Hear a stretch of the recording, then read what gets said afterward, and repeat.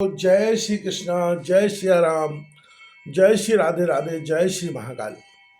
इस प्रवचन में आपको श्रवण कराएंगे कृष्ण विरह व्यथित पांडवों का परीक्षित को राज्य देकर स्वर्ग सिधारने की कथा। सूत जी कहते हैं, भगवान श्री कृष्ण के प्यारे सखा अर्जुन एक तो पहले ही श्री कृष्ण के विरह से त्रस्त हो रहे थे। उस पर राजा युधिष्ठिर ने उनकी विषादग्रस्त मुद्दा देखकर उनके विषय में कई प्रकार की शंकाएं व्यक्त करते हुए प्रश्नों की झड़ी लगा दी। शोक से अर्जुन का मुख और हृदय कमल सूख गया था, चेहरा फीका पड़ गया था। वे उन्हीं भगवान श्री कृष्ण के ध्यान में ऐसे डूब रहे थे कि बड़े भाई के प्रश्नों का कुछ भी उत्तर न दे सके। श्री कृष्ण की आंखों से ओझल हो जाने के कारण वे बड़ी हुई प्रेम जनित उत्कंठा के परवश हो रहे थे। रथ हाँकने, टहलने आदि के समय भगवान ने उनके साथ जो मित्रता, अभिन्न हृदयता और प्रेम से भरे हुए व्यवहार किए थे, उनकी याद पर याद आ रही थी। बड़े कष्ट से उन्होंने अपने शोक का वेग रोका, हाथ के नेत्रों के आंसू पहुँचे और फिर रुधे हुए गले से अपने भाई महाराज युधिष्ठिर से कहा। अर्जुन बोले, महाराज, मेरे भाई अथवा अत्यंत घनिष्ठ मित्र का रूप धारण कर श्री कृष्ण ने मुझे ठग लिया। मेरे जिस प्रबल पराक्रम से बड़े बड़े देवता भी आश्चर्य में डूब जाते थे, उसे श्री कृष्ण ने मुझसे छीन लिया। जैसे यह शरीर प्राण से रहित होने पर मृतक कहलाता है, वैसे ही उनके क्षण भर के वियोग से यह संसार अप्रिय दिखने लगता है। उनके आश्रम से द्रौपदी स्वयंवर में राजा द्रुपद के घर आए हुए कामोन्मत्त राजाओं का तेज मैंने हरण कर लिया। धनुष पर बाण चढ़ाकर मत्स्यभेद किया और इस प्रकार द्रौपदी को प्राप्त किया था।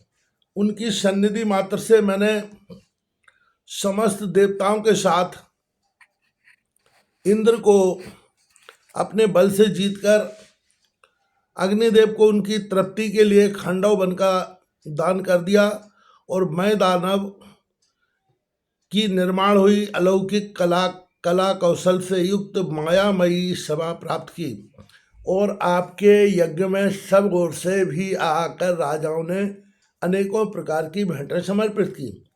10,000 हाथियों की शक्ति और बल से संपन्न आपके छोटे भाई भीमसेन ने उन्हीं की शक्ति से राजाओं के सिर पर पैर रखने वाले अभिमानी जरासंध का वध किया था। तदनंतर उन्हीं भगवान ने उन बहुत से राजाओं को मुक्त किया जिनको जरासंध ने महाभैरव यज्ञ में बलि चढ़ाने के लिए बंदी बना रखा था। उन सब राजाओं ने आपके यज्ञ में अनेकों प्रकार के उपहार दिए थे। महारानी द्रौपदी राजसूय यज्ञ के महान अभिषेक से पवित्र हुए अपने उन सुंदर कृष्णों को दुष्टों ने भरी सभा में छूने का साहस किया था। बिखेर कर तथा आंखों में आंसू भरकर जब श्री कृष्ण के चरणों में गिर पड़ी, तब उन्होंने उसके सामने अपने उस घोर अपमान का बदला लेने की प्रतिज्ञा करके उन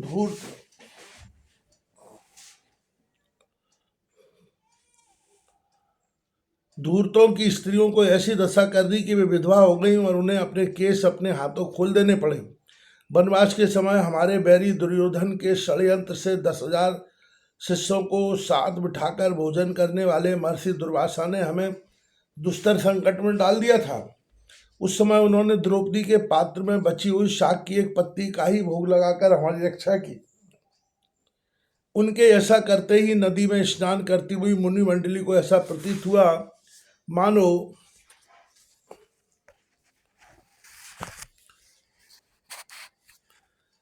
उनकी तो बात ही क्या,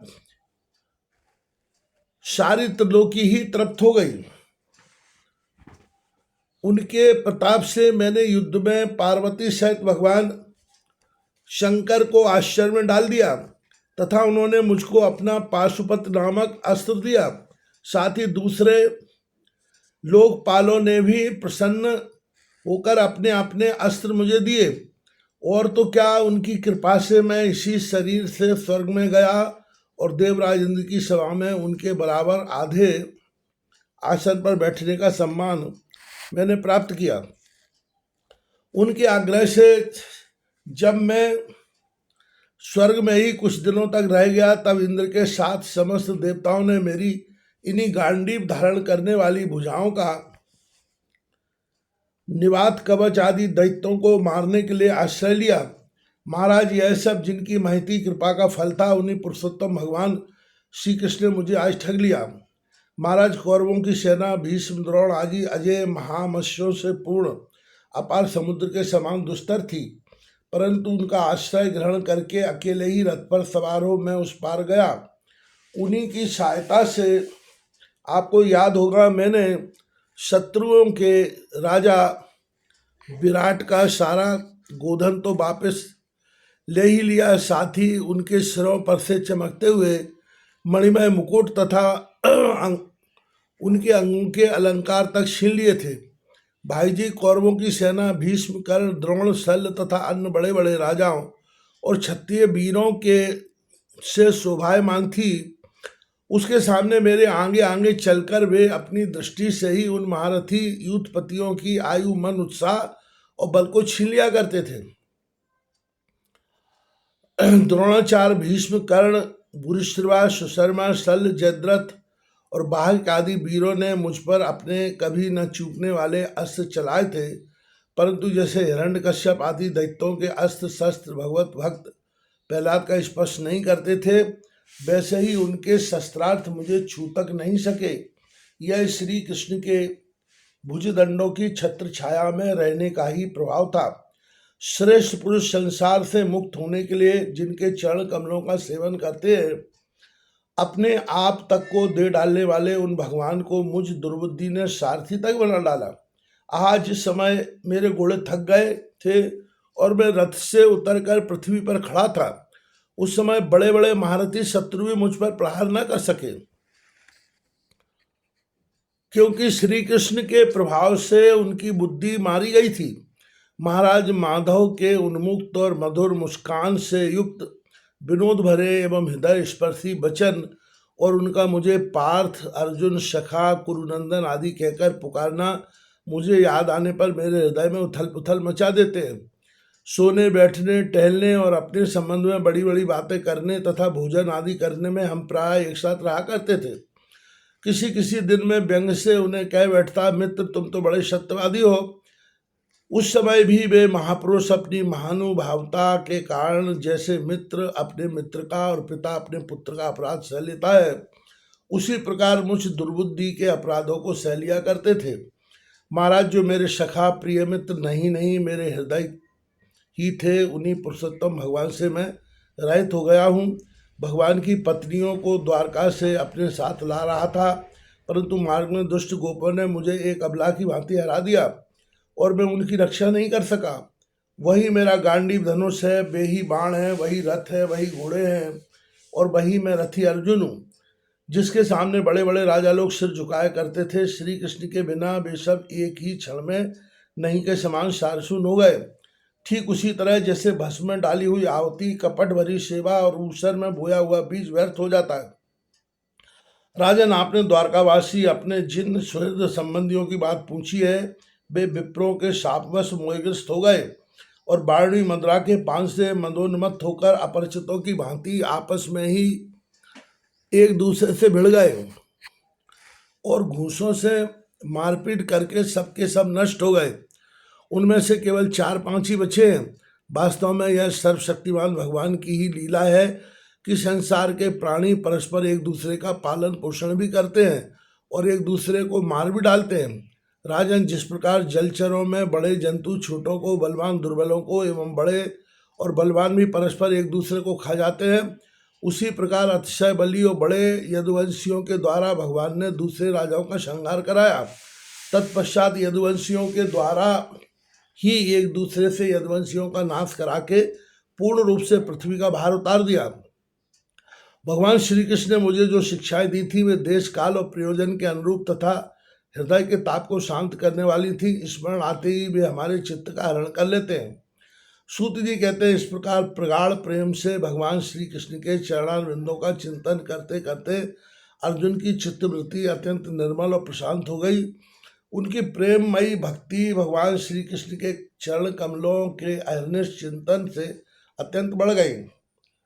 भक्ति के वेग ने उनके हृदय को मथ कर उसमें से सारे विकारों को बाहर निकाल दिया। उन्हें युद्ध के प्रारंभ में भगवान के द्वारा उपदेश किया हुआ गीता ज्ञान पुनः स्मरण हो आया, जिसकी काल के व्यवधान और कर्मों के विस्तार के कारण प्रमाणवश कुछ दिनों के लिए विस्मृति हो गई थी। ब्रह्म ज्ञान की प्राप्ति से माया का आवरण भंग होकर गुणातीत अवस्था प्राप्त हो गई। द्वैत का संशय निवृत्त हो गया। सूक्ष्म शरीर भंग हुआ। वे शोक एवं जन्म मृत्यु के चक्र से सर्वथा मुक्त हो गए। भगवान के स्वधाम गमन और यदुवंश के संहार का वृतांत सुनकर निश्चलमती युधिष्ठिर ने स्वर्गारोहण का निश्चय किया। कुंती ने भी अर्जुन के मुख से यदुवंशियों के नाश और भगवान के स्वधाम गमन की बात सुनकर अनन्य भक्ति से अपने हृदय को भगवान श्री कृष्ण में लगा दिया और सदा के लिए इस जन्म मृत्यु रूप संसार से अपना मुंह मोड़ लिया। भगवान श्री कृष्ण ने लोक दृष्टि में जिस यादव शरीर से पृथ्वी का भार उतार था, उसका वैसे ही परित्याग कर दिया, जैसे कोई कांटे से कांटा निकालकर फिर दोनों को फेंक दे। भगवान की दृष्टि में दोनों ही समान थे। जैसे वे नट के समान मत्स्यादि रूप धारण करते हैं और फिर उनका त्याग कर देते हैं, वैसे ही उन्होंने जिस यादव शरीर से पृथ्वी का भार दूर किया था, उसे त्याग दिया। जिनकी मधुर लीलाएं श्रवण करने योग्य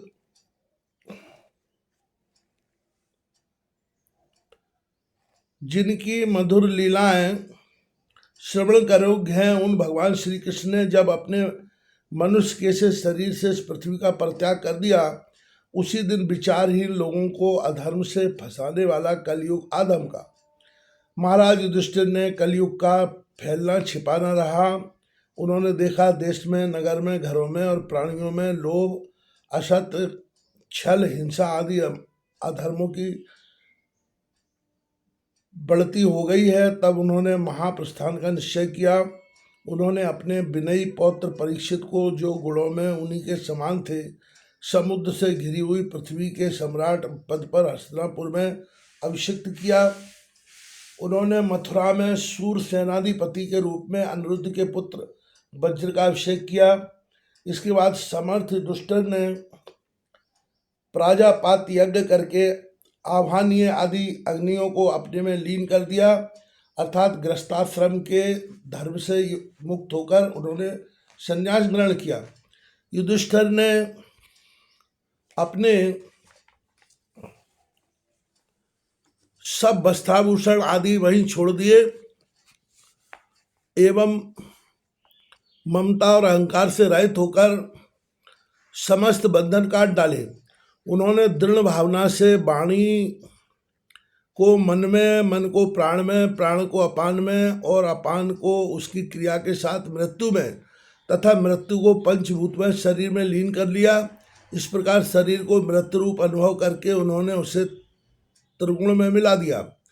त्रिगुण को मूल प्रकृति में, सर्व कारण रूपा प्रकृति को आत्मा में और आत्मा को अविनाशी ब्रह्म में विलीन कर दिया। उन्हें अनुभव होने लगा कि यह संपूर्ण दृश्य प्रपंच ब्रह्म स्वरूप है। इसके पश्चात उन्होंने शरीर पर चीर वस्त्र धारण कर लिया, अन्न जल का त्याग कर दिया, मौन ले लिया और केश खोलकर बिखेर दिए। वे अपने रूप को ऐसा दिखाने लगे जैसे कोई जड़ उन्मत्त या पिशाच हो। फिर वे बिना किसी की बाट देखे तथा बहरे की तरह बिना किसी की बात सुने घर से बाहर निकल पड़े। हृदय में उस पर ब्रह्म का ध्यान करते हुए, जिसको प्राप्त करके फिर लौटना नहीं होता, उन्होंने उत्तर दिशा की यात्रा की, जिस ओर पहले बड़े बड़े महात्मा जन जा चुके हैं। भीमसेन, अर्जुन आदि युधिष्ठिर के छोटे भाइयों ने भी देखा कि अब पृथ्वी में सभी लोगों को अधर्म के सहायक कलयुग ने प्रभावित कर डाला है। इसलिए वे भी श्री कृष्ण चरणों की प्राप्ति का दृढ़ निश्चय करके अपने बड़े भाई के पीछे पीछे चल पड़े। उन्होंने जीवन के सभी लाभ भली भांति प्राप्त कर लिए थे। इसलिए यह निश्चय करके कि भगवान श्री कृष्ण के चरण कमल ही हमारे परम पुरुषार्थ हैं, उन्होंने उन्हीं को हृदय में धारण किया। पांडवों के हृदय में भगवान श्री कृष्ण के चरण कमलों के ध्यान से भक्तिभाव उमड़ आया। उनकी बुद्धि सर्वदा शुद्ध होकर भगवान श्री कृष्ण के उस सर्वोत्कृष्ट स्वरूप में अनन्य भाव से स्थिर हो गई, जिसमें निष्पाप पुरुष ही स्थिर हो पाते। फलता उन्होंने अपने विशुद्ध अंतःकरण से स्वयं ही वह गति प्राप्त की जो विषयासक्त दुष्ट मनुष्यों को कभी प्राप्त नहीं हो सकती। संयमी एवं श्री कृष्ण के प्रेमावेश में मुग्ध भगवन्मय विदुर जी ने भी अपने शरीर को प्रवास क्षेत्र में त्याग दिया और उस समय उन्हें लेने के लिए आए हुए पितरों के साथ वे अपने लोक यमलोक को चले गए। द्रौपदी ने देखा कि अब पांडव लोग निरपेक्ष हो गए हैं, तब वे अनन्य प्रेम से भगवान श्री कृष्ण का ही चिंतन करके उन्हें प्राप्त हो गई। भगवान के प्यारे भक्त पांडवों के महाप्रयाण की इस परम पवित्र और मंगलमयी कथा को जो पुरुष श्रद्धा से सुनता है, वह निश्चय ही भगवान की भक्ति और मोक्ष को प्राप्त होता है।